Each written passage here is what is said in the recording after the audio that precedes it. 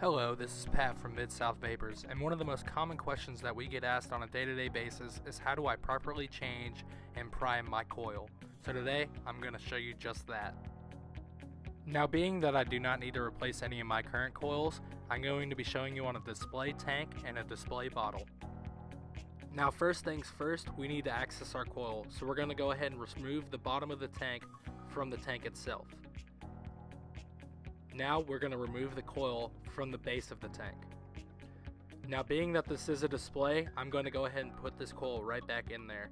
But if you were replacing it, remove your old coil and then go ahead and put the new one in. From there, we're just going to take our bottle of juice, and with our bottle of juice, we're going to hit each side of this coil where the cotton is exposed with a little bit of juice. We're also going to do this in the top of the coil. We're just going to take our bottle and squeeze it gently, doing it in 3 circular motions. Now, the reason we do this process is so that when we put juice in our tank later on, we are not vaping on a dry coil. Now we're just going to take the top of our tank and put our tank back together, screwing it down until it catches. Our next step in this process is going to be to fill our tank. Now I'm going to remove the top of this tank, but every tank is different, so make sure you're filling your tank properly. To fill our tank, it should be easy enough. Take our bottle of juice, insert it into the tank, and squeeze gently until it's full.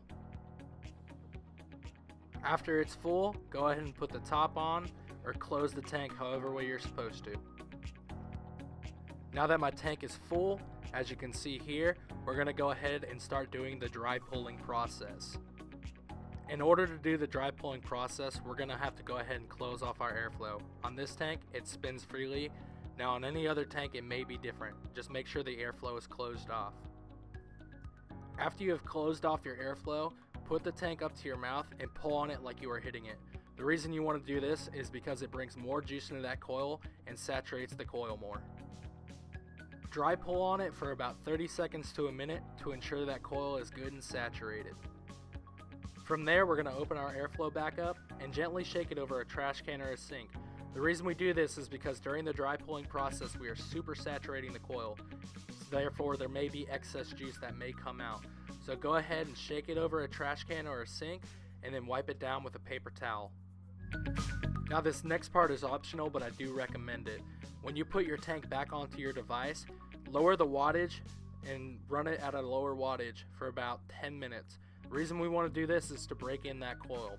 After about 10 minutes, your coil should be good and broken in, so you can go ahead and crank it up to where you want it at.